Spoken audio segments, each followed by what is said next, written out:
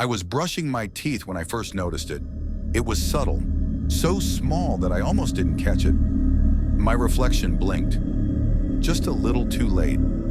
I frowned at the mirror, foam still in my mouth. Maybe I was tired. Maybe my eyes were playing tricks on me. I rinsed my mouth and looked again. My reflection stared back, perfectly in sync. Normal. Shaking my head, I turned off the light and went to bed.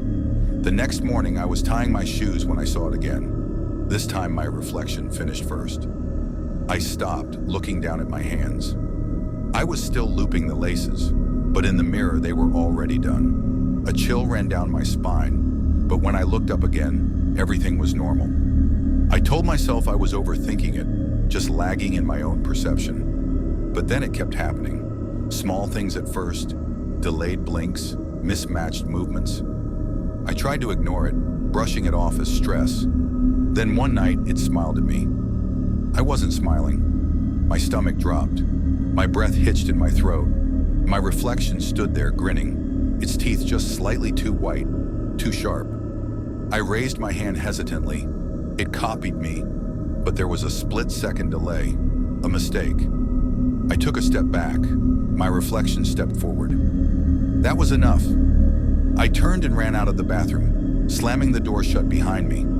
I started avoiding mirrors, covering them with sheets, looking away when I passed windows or phone screens. But the feeling of being watched never left. One night, unable to sleep, I grabbed my phone and checked my reflection in the front camera. That's when I heard it. "Let me out." The voice was quiet, like a breath against my ear. But it hadn't come from my phone. It had come from the mirror across the room. Panic surged through me. I spent hours researching folklore, hallucinations, quantum physics, grasping for any explanation. That's when I found the legend. When a reflection moves on its own, it means one thing. It wants to trade places. My skin crawled.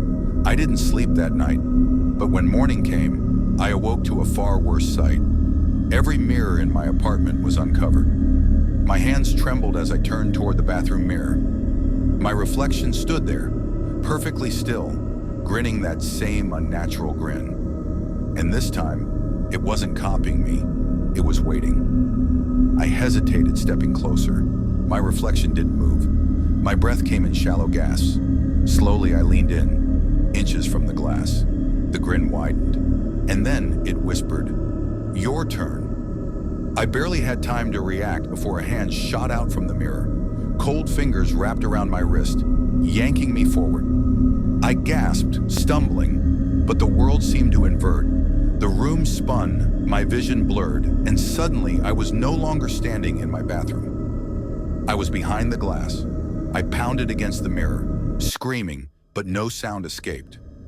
On the other side, my reflection, no, not my reflection anymore, stood there stretching its limbs, adjusting to its new body. It turned to the mirror, locked eyes with me, and smiled. Then without hesitation, it turned off the light, and I was left alone, trapped in the dark.